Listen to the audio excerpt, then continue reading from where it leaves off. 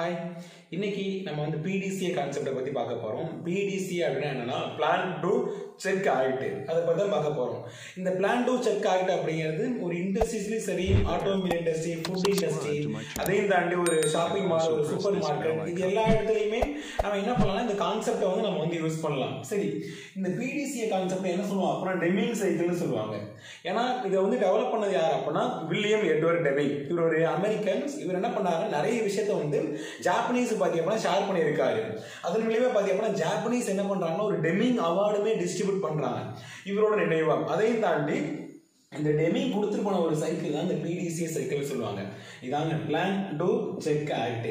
இதை நம்ம என்ன பண்ணலாம்னா ஒரு நியூவா பார்த்தீங்கன்னா ஒரு ப்ராடக்ட் பண்றோம், அல்லது பார்த்தீங்கன்னா ஒரு இண்டஸ்ட்ரி ரன் பண்றோம், அல்லது ஸ்டார்ட் பண்ண போறோம், அதுக்குமே நம்ம யூஸ் பண்ணலாம். அதையும் தாண்டி ஒரு இண்டஸ்ட்ரி நம்ம ரன் பண்ணிட்டு இருக்கோம், அந்த இடத்துல நடக்கக்கூடிய பிரச்சனையை பார்த்தீங்கன்னா தெரிஞ்சுக்கிட்டு அதை கண்ட்ரோல் பண்றதுக்கும் நம்ம இந்த பிடிசியை வந்து யூஸ் பண்ணலாம். இந்த பிடிசி அப்படிங்கிறது எல்லாத்துக்குமே அப்ளிகபிள் ஆகும். நீங்க எங்க வேணாலும் என்ன பண்ணலாம்னா இதை வந்து பயன்படுத்தலாம். அதுல ஃபர்ஸ்ட் ஒன்று வந்து பிளான். நம்ம என்ன பண்றோம், இப்போ எக்ஸாம்பிள் ஒரு ப்ரொடக்ஷன் இருக்குங்க, ஒரு ஆட்டோமொபைல் இண்டஸ்ட்ரி எடுத்துக்கோம், ஒரு ப்ரொடக்ஷன் பண்ணணும். இப்போ 100 பண்ணணும் அப்படின்னு 100 ப்ரொடக்ஷன் பண்ணணும் அப்படின்னு சொல்லி பிளான் பண்றேன்னு வச்சுக்கோங்களேன். அப்போ என்ன பண்ணோம் அப்படின்னா அந்த என்ன பண்ண போறோம், எப்படி பண்ண போறோம் அப்படிங்கிறத சரியா பிளான் பண்றது. ஓகே, இப்போ பிளான் பண்ணியாச்சு. அதுக்கப்புறம் டூ, அதை வந்து எக்ஸிக்யூட் பண்ண போறோம். இதை இப்படிதான் பண்ண போறோம் அப்படிங்கிறத, இதுக்கு தேவையான ரிசோர்ஸ் வந்து இவ்வளவுதான் வேணும், இத்தனை மேன் பவர் தான் வேணும், இவ்வளவு மெட்டீரியல் தான் வேணும் அப்படின்னு சொல்லி நம்ம சரியா பிளான் பண்ணிருப்போமா.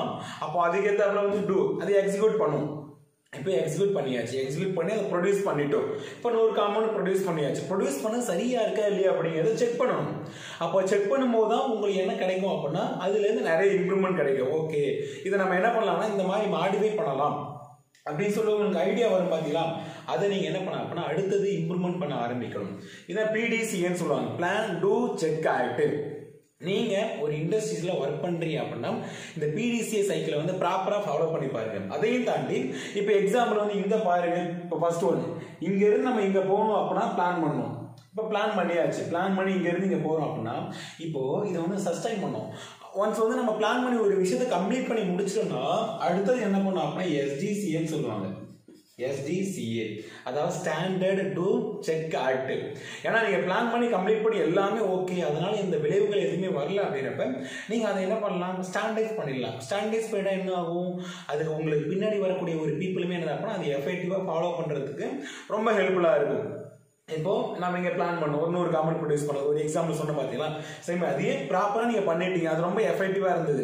அதே நீங்க என்ன பண்ணலாம், ஸ்டாண்டர்டைஸ் பண்ணலாம். அப்படி ஸ்டாண்டர்டைஸ் பண்ணிட்டா அடுத்தது நெக்ஸ்ட் வரக்கூடிய பீப்புள் என்ன பண்ணுவாங்கன்னா அதை பார்த்து ஈஸியா பார்த்தீங்கன்னா பண்ணிடுவாங்க. அப்ப அந்த இடத்துல ப்ராப்பரான ஒரு அவுட்புட் அப்படிங்கிறது வர ஆரம்பிக்கும். அதே தான் இப்போ இங்க இருந்து இங்க போயாச்சு, இது நம்ம ஸ்டாண்டர்டைஸ் பண்றோம். ஸ்டாண்டர்டைஸ் பண்ணிட்டு தான் அதுக்கப்புறம் நீங்க என்ன பண்ணணும், அடுத்தது பிடிசி பண்ண ஆரம்பிக்கணும். எப்போதுமே பார்த்தீங்கன்னா ஸ்டாண்டர்டைஸ் இல்லாம நம்மளால எந்த ஒரு இம்ப்ரூவ்மெண்ட் எதுவுமே பண்ண முடியாது. அப்போ ஒரு சின்ன ஒரு இம்ப்ரூவ்மெண்ட் பண்ணோம் அப்படின்னா ஃபர்ஸ்ட் ஒன் அதை ஸ்டாண்டர்டைஸ் பண்ணணும் ஒரு பிளேஸ். இப்போ பிடிசி பண்ணி பண்றோம் அப்படின்னா அது அப்படியே விடக்கூடாதுங்க, ஸ்டாண்டர்டைஸ் பண்ணிட்டு தான் அதுக்கப்புறம் என்ன பண்ணணும் அடுத்தது போகணும். அதாவது ஸ்டாண்டர்டைஸ், அது SDCன்னு சொல்லுவாங்க. இதையே நம்ம என்ன பண்ணலாம், ஒரு ப்ராப்ளத்தை சால்வ் பண்றதுக்குமே இதை நம்ம வந்து யூஸ் பண்ணலாம். First one plan.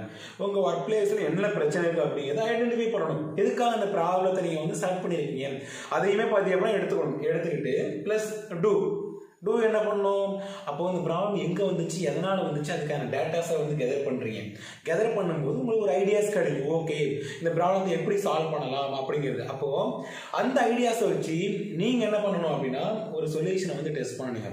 Okay, solution வந்து டெஸ்ட் பண்ணிட்டீங்க, சொல்யூஷனை டெவலப் பண்ணிட்டீங்க, சொல்யூஷன் வந்து டெஸ்ட் பண்ணிட்டீங்க, சொல்யூஷன் ஓகே ஆயிடுச்சு அப்படின்னா அதை நீங்க அப்படி ஃபாலோ பண்ண ஆரம்பிக்கலாம். அப்படி ஃபாலோ பண்ணும்போது ரெகுலரா பார்த்தீங்கன்னா மானிட்டர் பண்ணிட்டே வரணும். அப்படி மானிட்டர் பண்ணும்போது உங்களுக்கு என்ன தெரிய வரும், அதுல ஏதாவது சின்ன சின்ன சேஞ்சஸ் பண்றதுக்கான ஒரு ஐடியாஸ் உங்களுக்கு வரும் பாத்தீங்கன்னா, அதை நீங்க என்ன பண்ணணும் அப்படின்னா சேஞ்ச் பண்ணணும். சேஞ்ச் பண்ணீங்கன்னா ஆட்டோமேட்டிக்காக உங்கள் ஒர்க் பிளேஸ் அப்படிங்கிறது இம்ப்ரூவ் ஆகிடும். நீங்கள் இந்த பிடிசிஏ சைக்கிள் வந்து ப்ராப்பராக யூஸ் பண்ணி பாருங்கள். சிம்பிளாக சொல்லலாம், பிடிசிஏ ஒன்றுமே இல்லை, பிளான் டு செக் ஆகிட்டு. நம்ம எதை பண்ண போகிறோம் அப்படின்னாலுமே ஃபர்ஸ்ட் ஒன் பிளான் பண்ணணும். எப்படி பண்ண போகிறோம், என்ன பண்ண போகிறோம், அதுக்கு யார் யார் சப்போர்ட் பண்ண போகிறாங்க, அதுக்கு என்ன மாதிரியான டூல்ஸ் தேவை, என்ன மாதிரியான ரிசோர்ஸஸ் தேவை, எல்லாத்தையுமே சரியாக பிளான் பண்ணணும். பிளான் பண்ணிட்டு டூ, நீங்கள் என்ன பிளான் பண்ணீங்களோ அதை அப்படியே எக்ஸிக்யூட் பண்ணுங்க. ரிசல்ட் கிடைக்கல செகண்டரி, ஃபர்ஸ்ட் ஒன் அப்படியே எக்ஸிக்யூட் பண்ணுங்க. டூ செயல்படுது, இப்போ செயல்படுத்திட்டீங்களா அதை அப்படியே செக் பண்ணுங்க. செக் பண்ணும்போது நீங்க எதிர்பார்த்த ரிசல்ட் வந்திருக்கா இல்லையா அப்படின்னு தெரிஞ்சுக்கலாம். சப்போஸ் எதிர்பார்த்த ரிசல்ட் வரலன்னா நீங்கள் என்ன பண்ணலாம், அடுத்தது அதை நீங்கள் ஏதாவது சின்ன சின்ன ஐடியாஸ் கொடுத்து மாடிஃபை பண்ணலாம். அப்போ இதை பண்ணும்போது நமக்கு என்ன ஆகும், எந்த இடத்த எப்படி மாடிஃபை பண்ணணும் அப்படி ஒரு ஐடியாஸ் வரும், அதை ஆக்ட் பண்ண ஆரம்பிக்கும். அவ்வளோதான். ஈஸியாக பார்த்தீங்கன்னா உங்கள் பிளேஸில் இருக்கிற பிரச்சனையும் சால்வ் பண்ணலாம், ப்ளஸ் உங்கள் பிளேஸை இம்ப்ரூவ்மெண்ட் பண்ணுறது இது ரொம்ப ஹெல்ப்ஃபுல்லாக இருக்கும். அதையும் தாண்டி புதுசாக எதையாவது பார்த்தீங்கன்னா நியூ ப்ராடக்ட்டோ அல்லது ஏதாவது பார்த்தீங்கன்னா நியூவாக நம்ம லான்ச் பண்ண போகிறோம், ஒரு புது வீடு கட்ட போகிறோம், அல்லது புதுசாக நம்ம எதை பண்ண போகிறோம் அப்படின்னாலுமே இந்த மாதிரி பிடிசியை பண்ணி பிடிசி யூஸ் பண்ணி நம்ம ஃபாலோ பண்ணலாம் அப்படின்னா அது ரொம்ப எஃபெக்டிவாக இருக்கும். இதாங்க பிடிசி சைக்கிள். இதை என்ன சொல்லுவாங்கன்னா டெமிங் சைக்கிள்னு சொல்லுவாங்க. ஏன்னா வில்லியம் எட்வர்ட் டெமிங் இதை கண்டுபிடிச்சதுனால இதை நம்ம டெமிங் சைக்கிள்னு சொல்லுவோம். சரி, எனவே இந்த பிடிசி சைக்கிள் எத்தனை பேர் யூஸ் பண்ணிட்டு இருக்கீங்க, ஓகே, இதை பற்றின உங்களோட கருத்து என்ன, இந்த வீடியோஸ் உங்களுக்கு ரொம்ப எந்த அளவுக்கு யூஸ்ஃபுல்லாக இருந்துச்சு அதையுமே மறக்காம கீழே வந்து கமெண்ட் பண்ணுங்க. இந்த மாதிரி வேற ஏதாவது டெக்னிக்கலான ஒரு சில கான்செப்ட் அல்லது மேனேஜ்மெண்ட் ரிலேட்டடான ஒரு சில கான்செப்ட் நீங்கள் தெரிஞ்சுக்கணும் அப்படின்னு சொல்லி விருப்பப்பட்டீங்க அப்படின்னாலும் மறக்காம கீழே வந்து கமெண்ட் பண்ணுங்க. நான் என்ன பண்ணுறேன்னா அதை பற்றி உங்களுக்கு வந்து ஷேர் பண்ணுறேன். எனிவே இந்த வீடியோஸ் பிடிச்சிருந்தா அப்போ உங்கள் ஃப்ரெண்ட்ஸ் எல்லாத்துக்குமே ஷேர் பண்ணுங்க. இதே போல் ஒரு நெக்ஸ்ட் ஒரு இன்ட்ரெஸ்டிங்கான வீடியோட நம்ம அடுத்த போய் மீட் பண்ணுவோம். Bye.